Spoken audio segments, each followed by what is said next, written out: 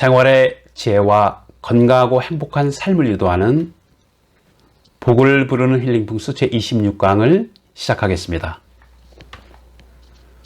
오늘은 발복하는 땅, 좋은 기운이 흐르는 힐링의 땅을 선택하는 법에 대해 알아보는 시간입니다. 땅의 선택은 우리 삶에 있어서 매우 중요하며 특히 발복하는 땅은 이 풍수적 이치가 잘 깃든 곳이라 할 수 있습니다. 먼저 이 풍수학에서는 이 차고 강한 살풍이 불어오는 곳이나 거친 바람을 초래하는 허한 곳, 즉 풍수학적으로 결함이 있으면 좋지 않다고 했습니다. 먼저 거친 바람을 초래하는 풍구가 있으면 좋지 않다고 했습니다. 자, 이 부분에 대해서 알아보겠습니다. 풍수에서 가장 꺼리는 것은 죽은 기운인 사기, 심신의 조화를 깨트리는 살기, 흩어져 생기가 없는 산기, 그리고 좋은 에너지를 빼앗아가는 설기라고 할 수 있습니다.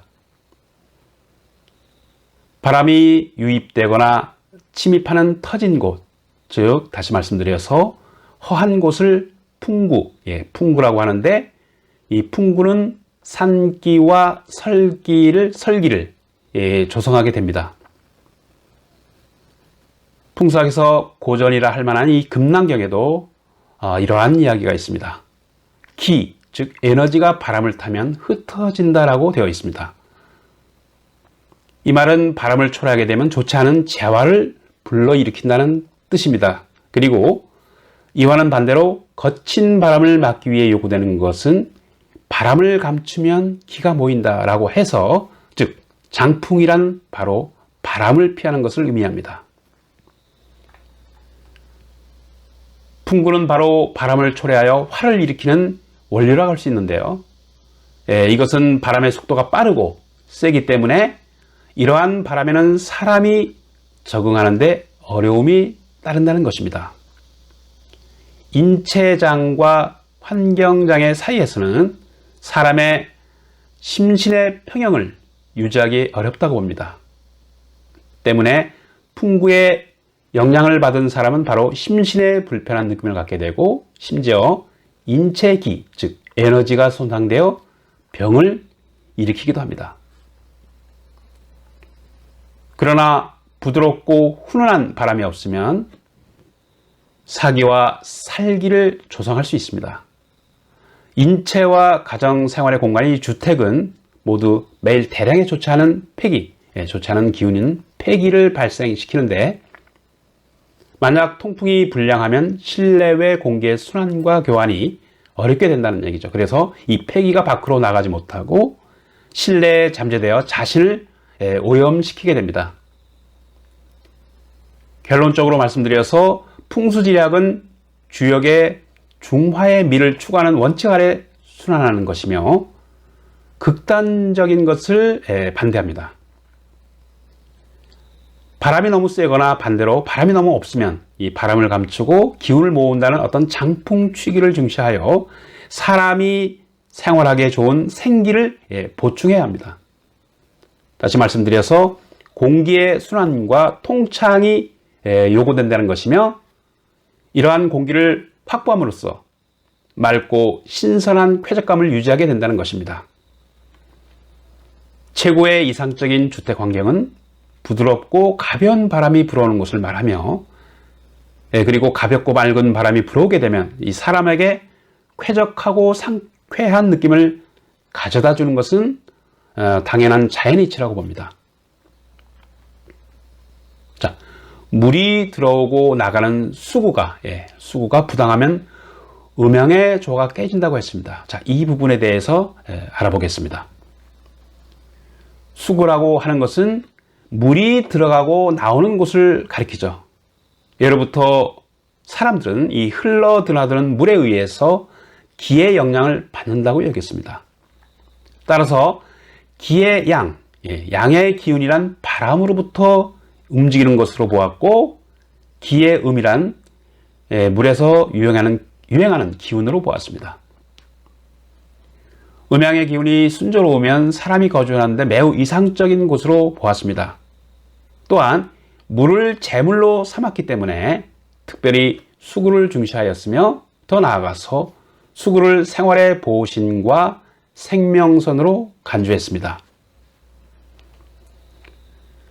가장 좋은 수구에 적합한 상징은 천문, 즉 물이 들어오는 득수처가 열리고 지호, 즉 물이 흘러나가는 곳이 닫힌 곳을 말합니다. 물이 흘러오는 곳을 천문이라고 하는데요. 만약 물이 오는 원류가 훤히 드러나지 않고 보이지 않으면 천문이 열렸다고 말하고, 그리고 물이 나가는 곳을, 물이 빠져나가는 곳을 지호라고 하는데요. 이 나가는, 물이 빠져나가는 물이 보이지 않으면 지호가 닫혔다고 하는 것입니다. 이 말은 물이 들어오고 나가는 수구가 훤히 드러나면 좋지 않다는 것입니다. 그래서 이 주택이라든가 음택을 감싸고 나가는 물은 본래 재물을 주관하는데요. 이 천문이 열리면 재물이 들어오고 지호가 닫히면 재물을 써도 고갈되지 않는다라고 했습니다. 자, 그래서 이 풍수학에서는 천문과 지호는 모든 마을과 마을의 지역 경계를 구분짓고 마을의 문호와 정신을 상징한다고 했습니다. 문 앞에 물이 있으면 집 앞에 물이 모였다는 뜻이죠. 그래서 이 취수가 되었다고 부르죠. 이 모일 취자, 물수자, 취수가 되었다고 부르며, 또한 명당 앞에 물이 있다고 부르기도 합니다. 전통적인 인식은 복을 부르는 못이라는 뜻에서 복택, 복택이라 불렀으며, 물은 이 복을 안겨주는 복기의 상징이 되었습니다. 현대 건축은 대자연이 부여한 이 천연의 물을 보충하거나 줄이기 위해 인공적인 방법으로 연못을 파거나 혹은 이 분수를 만듭니다. 수구는 훗날에 물이 흘러나가는 입구로, 물이 빠져나가는 입구로 불려졌으며, 수구는 마을의 가장 낮은 곳에 위치해서 물의 흐름이 부드러우면 지호패, 다들 패쳐서 지호패가 이루어졌다고 보아서 좋은 길상의 상징으로 여겼습니다. 이것은 물이 흘러나가는 곳이, 물이 빠져나가는 곳, 흘러나가는 곳이 꽉 다물어진 듯해서 물이 나가는 것이 보이지 않는 형상을 말합니다. 물은 인류에게 있어서, 이 사람들에게 있어서 생명의 근원이라 할 수 있으며, 모든 생명의 근원인 소중한 물에 대해 사람들은 이 재물이 발생하는 재원이라고 여겼습니다. 그렇습니다. 이 전통 풍수학에서는 보통 만약 대문이 좋은 방위, 길한 방위에서 열리고 집 앞에 물이 있으면 자연히 재물이 생겨서 주인에게 재원을 가져준다고 했으며, 그리고 만약 물이 흉한 방위에서 열리면 주인에게 재난을, 좋지 않은 일을 가져다 준다고 여겼습니다. 자, 물을 등지고 왼쪽이 언덕이면 기운의 변화가 뜸하여 좋지 않다에 대해서 알아보겠습니다. 청나라 옹기반은 이런 이야기를 했습니다. 먼저 물의 형세를 살피고 물이 포옹하듯 감싼 환포된 곳의 땅을 선택할 수 있으며, 물이 배반하는 형상이면 땅을 선택할 수 없다라고 했습니다. 그렇습니다. 일반적으로 주택지를 감싸 안았다고 하는 것은 물을 포옹하고 있는 것이며 하류의 안쪽이 굽은 곳을 말합니다. 지금은 이것을 철안, 볼록할 철자 써서 철안이라고 하는데요. 이곳에 주택을 지으면 좋다고 하는 것입니다. 물이 배반하는 형세는 이 물을 등진 것이죠. 그래서 물이 배반하는 형세는 물을 등진 것으로 하류의 바깥쪽, 이 하류의 바깥쪽이 굽은 곳으로서 오목할 요자 써서 요한이라고 해서 일반적으로 이런 곳에는 집을 짓지 않습니다. 위에서 말한 철안은 집을 짓기에 좋고 요한은 집을 짓기에 좋지 않다는 것입니다. 이것은 고대 자연 환경에 대한 의식이 나타난 것이라 할 수 있습니다. 그러나 이 또한 절대적이지는 않습니다. 왜냐하면 이 지리의 이치는 시대의 변천에 따라서 이용 방법이 얼마든지 달라질 수 있기 때문에 좋은 곳과 좋지 않은 곳은 지형과 지세, 토지의 비옥 여부, 그리고 교통의 편리 여부 등의 요소를 검토하고 풍수학적인 이치를 적절하게 적용해서 결국 종합적으로 판단해야 한다는 것입니다. 산골짜기나 분지는 대기 오염이 많은 것을 피한다에 대해서 알아보겠습니다. 산골짜기는 산으로 인해서 골짜기 바람과 기온의 역전 현상, 그리고 이 역전 현상이 존재해서 대기 오염을 받기가 쉽습니다. 한낮에 산언덕은 햇빛을 받으면 온도는 올라가고 기온은 반대로 이 산골짜기보다 높게 온도의 역전 현상이 그리고 형성될 수 있습니다. 골바람은 산골짜기에서 위쪽을 향해서 불고 이 밤에는 산언덕의 열이 빨리 흩어지게 되죠. 그래서 이 열이 빨리 흩어지고 기온이 내려가 산골짜기보다 여전히 낮고 차가운 공기가 언덕으로 내려와서 산언덕에서 산골짜기를 향해 부는 산바람이 형성되게 됩니다. 이것은 마치 조수가 오고 감과 같죠. 그래서 두 차례의 조류 기간에 한 번의 휴식 기간이 있듯이 이 산바람과 골바람이 전환되는 시간은 바람이 불지 않고 고요합니다. 이 시간대의 휴식 시간은 오염물이 만연하고 오염물질이 대량으로 산골짜기에 남게 되어서 대기 오염을 조성하게 되므로 매우 불리하다고 할 수 있습니다. 이로 인해 산골짜기에 집을 지으면 좋지 않다고 하는 것입니다. 자, 산이 있는 산지에 주택을 정하는 경우가 있습니다. 자, 이런 경우 청룡과 백호가 잘 감싸진 포근한 곳으로 그다지 높지 않으면서 물이 유연하게 감싸나가는 산언덕의 집을 선택하고 햇빛이 잘 드는 양지를 향하는 것이 가장 좋다고 할 수 있습니다. 산골짜기라든가 이 분지에 지어진 이 주택은 사방이 모두 높고 물과 기운이 들어오는 데 있어서 모두 외부에 의해서 저지를 당하게 됩니다. 기 또한 자연스럽게 유동할 수 없게 되므로 생기의 땅을 이루기가 매우 어렵다고 보는 것입니다. 그래서 죽은 땅이 형성될 수 있다라고 보는 것입니다. 그 밖에 이 사람이 이러한 환경 속에서 지속적으로 살게 되면 감정이라든가 생각이 분출되지 못하고 뭔가 억눌린, 감금당하게 되어서 정서적인 억압을 면하기 어렵다. 이게 면하기 어려우므로 인체 건강에 어떤 심각한 영향을 준다고 했습니다. 자, 지대가 낮거나 웅덩이처럼 형성된 분지는 이 산골짜기와 같이 기의 흐름이 원활하지 못하고 기온이 높고 습도가 매우 높아서 모기가 많이 발생하는 지역으로서 이 전염병이 자주 유행하게 됩니다. 이러한 지역은 환경적인 보완을 통해서 이 좋지 않은 영향을 개선할 수 있다고 봅니다. 자, 길가에 바짝 붙은 주택은 두려움과 공포증을 느끼게 되죠. 그래서 이 길가에 바짝 붙은 주택에 대해서 알아보도록 하겠습니다. 만약 주택이 기차가 지나가는 이 철로에 너무 가깝게 붙어 있거나 큰 길 옆에 바로 인접해 있으면 먼지나 오염에 노출되기 쉽고 또 소음에 오염될 수 있습니다. 기차와 자동차 등에서 이 배출되는 배기가스 등 이 대기 오염을 밤낮으로 받게 된다는 것이죠.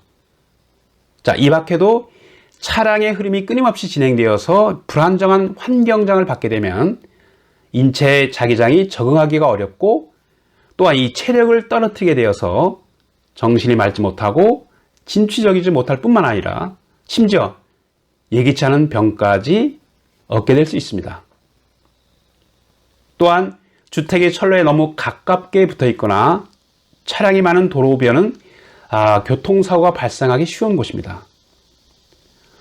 어린 아이들이나 나이 드신 분들이 외출할 때는 항상 이 마음이 조마조마하고 흠칫흠칫 잘 놀라게 되죠.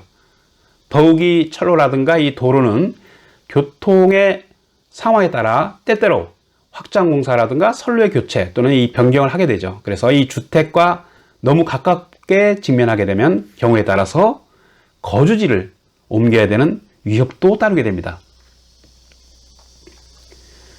길목이나 막다른 골목은 주택의 환경이 열악하다고 했습니다. 자, 이 부분에 대해서 알아보도록 하겠습니다. 길목, 막다른 길, 골목 끝의 주택은 주로 두 가지의 문제가 있을 수 있습니다.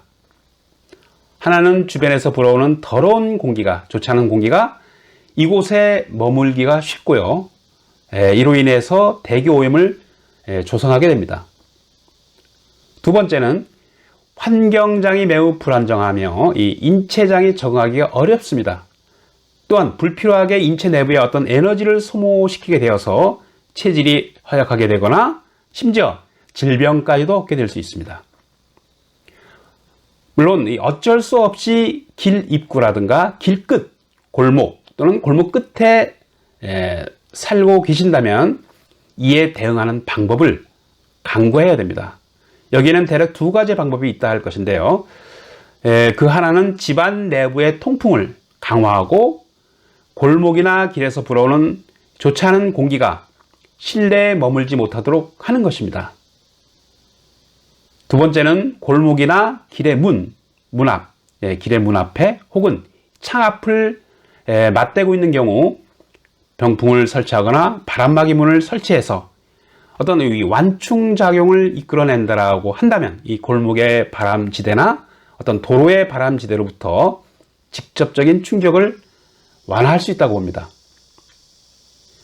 예로부터 주택의 대문 앞에 있는 도로를 매우 중시했죠.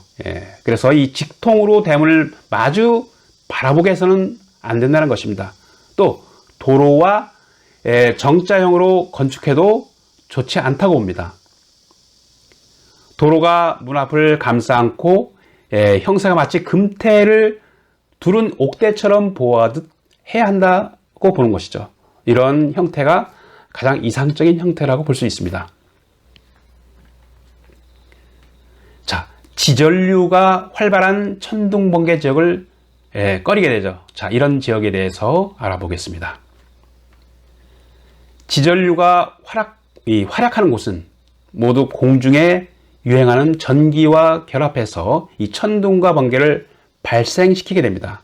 자, 이러한 곳을 주택지로 선택하게 되면 매우 불리하다는 것이죠.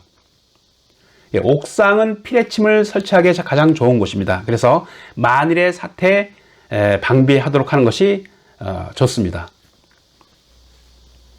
주택은 고압전선 아래 건조할 수 없으며 이 선로 아래 가옥을 건조할 때는 반드시 안전거리를 충분히 유지토록 하는 것이 좋습니다. 전기를 공급하는 전원과 각종 이 선로를 유지하고 보호하는 것이 중요한데요. 전기에 대한 어떤 상식이라든가 지식의 부족으로 인해서 선로를 마음대로 자르고 붙이는 행위는 절대적으로 금해야 합니다. 자연적인 피뢰침 역할을 주로 지구 표면에 볼록하게 일어난 물체를 통하여 천둥 번개 과정에서 고압선 주위에서 발생하는 코로나 전류가 생겨서 실현됩니다. 만약 주택이 큰 산을 의지해 있거나 삼면이 모두 산으로 둘러싸여 있으면 낙뢰를 소멸하는 데 가장 좋은 곳이라 할 수 있습니다. 만약 주택이 명당의 요소를 갖춘 혈지에 소재한 지대는 지세가 높지도 낮지도 않고 또한 비교적 평탄한 곳이 되므로 이 자연적으로 우레를 소멸하고 벼락의 피해를 받지 않는 안전한 위치라고 할 수 있습니다. 벼락이 잘 치는 곳으로는 지하에서 물이 흘러나오는 입구라든가 강 또는 호수, 늪 주변, 습한 지역 또는 습한 건축물 등이 늘 이 천둥과 번개가 잘 치는 곳이라 할 수 있습니다. 이 때문에 택지는 그 일정한 거리를 유지해야만 이 주택의 안전성을 보증할 수 있다고 하는 것입니다. 자, 산자락 절벽 아래는 근심이나 질병이 발생하기 쉽죠. 자, 이 부분에 대해서 알아보도록 하겠습니다. 산자락을 마주하고 있는 앞이나 골짜기 입구의 주택은 복과 행운이 머물기 어렵다고 보는 것입니다. 또한 근심으로 각종 질병이 발생하기가 쉽습니다. 산자락 앞이라고 하는 것은 산이 끝나는 꼬리 부분을 말하며 가파른 비탈과 평지가 연접한 비스듬한 토지를 말합니다. 산골짜기의 출구는 두 갈래 산 사이의 협곡으로서 평지로 들어가는 완만한 부분을 말합니다. 산이 끝나는 부분은 반드시 완만하고 광활한 평원이 펼쳐져서 그 속에 일정한 하천이 흘러가게 됩니다. 이러한 지형에 살게 되면 때때로 홍수 및 산사태를 받을 위험이 잠자고 있다고 할 것입니다. 자, 위에서 말한 지형을 지리학적으로 이 퇴적물로 인한 부채꼴 모양을 하고 있는 이 선상지라고도 하죠. 급속히 밑으로 내려간 협곡의 계곡물은 일단 평지로 들어가는데요. 이 돌연히 이 물의 속도가 낮아지기도 하고 빨라지기도 해서 산골짜기를 끼고 흐르는 계곡물이나 이 모래나 흙을 이 계곡물에 의해서 모래나 흙을 동반하게 되어서 계곡의 입구에 퇴적 현상이 이루어진 곳을 말합니다. 특별한 것은 이 홍수가 일어나는 계절에는 산이 붕괴되어서 모래와 흙이 대량으로 홍수를 타고 내려와 계곡의 출구에 쌓이게 되어 이 선형으로 형성된 새로운 토지가 이루어지기가 쉽습니다. 사실 여러 풍수지리서에서는 이러한 토지 뒤에 산을 기대고 앞쪽이 광활한 평원이면 시야가 아름답게 펼쳐지고 교통도 편리해서 주택 환경에 좋은 조건으로 삼았습니다. 그러나 만약 반대로 그 뒷면이 보이면 선상지의 홍수 및 산사태 등의 어떤 발생이 언제 또 일어날지 모르기 때문에 그 위험을 영원히 제거해야 할 방법은 없습니다. 다만 이러한 지대에 살게 되면 매년 큰 비를 만날 때 반드시 마음을 놓을 수가 없게 되어서 시간이 오래 흐를수록 질병으로부터 보호하기 힘들게 된다는 것입니다. 자, 도로의 끝은 바람을 만나기가 쉽죠. 자, 이 부분에 대해서 알아보도록 하겠습니다. 도로의 끝을 두 가지 유형으로 나눌 수 있습니다. 하나는 정자형 도로의 끝이고요. 두 번째는 막다른 골목의 가장 안쪽입니다. 첫 번째 유형인 정자형의 도로 끝은 두 가지 큰 불길한 요소가 존재합니다. 하나는 이러한 장소에 놓여 있는 길을 지나갈 때 만약 괴한이 습격해 온다면 피하기 어렵고요. 습격을 받기 쉽습니다. 수비로 말하자면 옛날에는 이러한 장소를 적군을 저지하는 거점으로 삼았죠. 예를 들어 도성, 아랫길은 적이 습격해 오는 곳을 방어하기 위해 도시계획을 짤 때 늘 정자형의 도로 끝에 연접한 곳을 중심으로 하였습니다. 두 번째 불길한 요소는 바람을 만나기 쉽다는 것입니다. 그리고 이 폭풍이 내습할 때 주택이 벽렬로 된 이 사이의 도로는 큰 바람이 뚫고 들어와서 직접적으로 도로 끝에 있는 집을 엄습하게 될 것입니다. 화재가 발생할 때도 역시 이 상황 역시 같다고 할 것입니다. 화염, 즉 불길이 늘 바람을 따라 길 끝이나 골목의 끝집으로 가기 때문입니다. 바로 위의 불길한 요소로 인해서 끝에 있는 집을 흉상으로 간주했다고 보는 것입니다. 자, 오늘날에는 비록 적이 습격하는 상황은 없을지라도 늘 자동차에 받치는 사고가 발생할 수 있습니다. 이러한 이유로 인해서 집을 막다른 도로에 지으면 크게 흉하다고 하는 것입니다. 두 번째 유형은 막다른 골목의 가장 안쪽을 말합니다. 이러한 장소는 늘 세 가지 불길한 요소가 있습니다. 그 첫 번째는 외출할 때 필히 다른 사람의 문 앞을 지나쳐야 하기 때문에 매우 불편하죠. 현대적으로 말씀드려서 만약 이 도로가 타인의 사유지라면 상대방은 반드시 당사자에게 어떤 요구나 규제를 할 것입니다.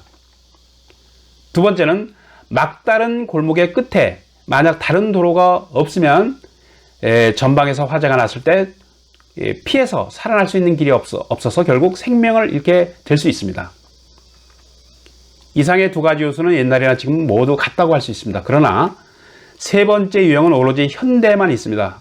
일반적으로 말해서 막다른 골목의 끝은 안전을 고려해야 되기 때문에 이 대부분 이러한 곳은 건축의 제한을 받습니다. 다시 말씀드리면 막다른 골목은 여러 가지 위험성을 안고 있는데요. 건설 단위의 대부분이 이러한 곳에 대해서 건축의 제한을 두고 있습니다. 만약 이러한 곳에 집을 지어야 할 때는 반드시 기억하셔야 할 것이 있습니다. 먼저 집 뒤에 통하는 통로가 있는지 확인해서 화재가 또는 비상시에 어떤 생명을 구할 수 있는지 없는지를 살펴보아야 합니다. 예, 전에도 말씀드렸습니다만 문 앞에 큰 나무는 교통을 방해해서 좋지 않다고 했습니다. 자, 이 부분에 대해서 다시 한번 살펴보도록 하겠습니다. 양택 감효학 또는 양택 풍수학에 있어서는 문 앞에 큰 나무가 있으면 집안에 양기가 들어오는 것을 방해하고 저해해서 이 발복하는 데 좋지 않은 영향을 준다고 했습니다. 사실 문 앞에 큰 나무가 있으면 집안을 출입하는데 불편할 뿐만 아니라 태풍이 불어오거나 벼락이 칠 때 위험에 처할 수 있습니다. 그리고 집안에서는 낙엽의 오염을 받을 수도 있죠. 이러한 몇 가지 불편한 사실들로 미뤄볼 때 이 말은 실제로는 타당한 어떤 이유를 가지고 있다 할 것입니다. 현대적인 관점으로 볼 때도 문 앞에 비스듬히 서 있는 큰 나무는 이 통행에 매우 큰 불편을 조성하기 때문입니다. 현대에 있어서 교통수단은 대개 차량이 위주가 됩니다. 그래서 사람들이 왕래하는데 큰 나무를 만나게 되면 불편하지만 몸을 옆으로 가누어 들어갈 수는 있어도 차량만큼은 그렇게 쉬운 일은 아닙니다. 차량은 사람들처럼 쉽게 나무 틈 사이로 왕래할 수가 없다는 것이죠. 예, 그래서 문 앞에 큰 나무가 있으면 왕래하는데 많은 불편을 준다는 것입니다. 그 밖에도 문 앞에 큰 나무는 이 거주하는 사람의 시야를 막아서 전망이나 앞을 멀리 바라볼 수가 없습니다. 시선이 향하는 곳에 장애물을 만나면 사람의 정서가 불안해지고 우울해지며 나아가 이 집주인의 건강에도 좋지 않은 영향을 줍니다. 대문이나 현관은 생기가 들어오는 입구에 해당하므로 그 중요함이란 마치 사람의 인후, 즉 인도와 후도와 같습니다. 만약 기가 들어오는 입구에 장애물을 설치하면 이 생명을 유지시켜주는 기가 위협을 받게 됩니다. 동시에 끊임없이 흐르는 생기의 흐름을 방해해서 좋은 기운을 순조롭게 받을 수 없게 되어서 건강에 이상을 안겨주므로 장수를 누리기 어렵다고 보는 것입니다. 한 그루의 나무를 베어내는 데는 실제로 비용이나 여러 가지 에너지가 낭비됩니다. 그러므로 일반적으로 파는 사람을 번거롭게 할 수 있습니다. 대다수 그 나무들을 남겨두고 가는데요. 결국 사는 사람이 스스로 처리하게 됩니다. 집을 산 사람이 만약 이러한 과정의 번거로움을 알거나 또 이후에 집을 짓거나 이사를 오갈 때를 생각하면 이 남겨진 큰 나무들을 처리하기가 곤란하다면 바로 거래하는 초기에 파는 사람에게 그 나무들을 제거해달라고 요구해야 합니다. 만약 집을 파는 사람이 나무들을 처리할 생각이 없다면 적어도 교섭이라도 해서 이 파는 사람에게 가격을 인하해달라고 해야 할 것이죠. 그래서 이 양택 감약의 내용에 따르면 원칙적으로 큰 나무가 있는 주택은 좋지 않으나 대나무는 오히려 예외 사항으로 둘 수 있습니다.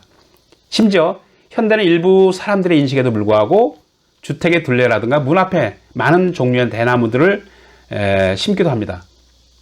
나무의 형태는 너무 높지도 않고 자세는 우아하고 아름다운 대나무를 종류별로 심어서 주택의 미화적인 환경성을 높여주고 있다고도 할 수 있습니다. 예, 오늘 복을 부르는 힐링 풍수 제26강은 여기에서 마무리하도록 하겠습니다.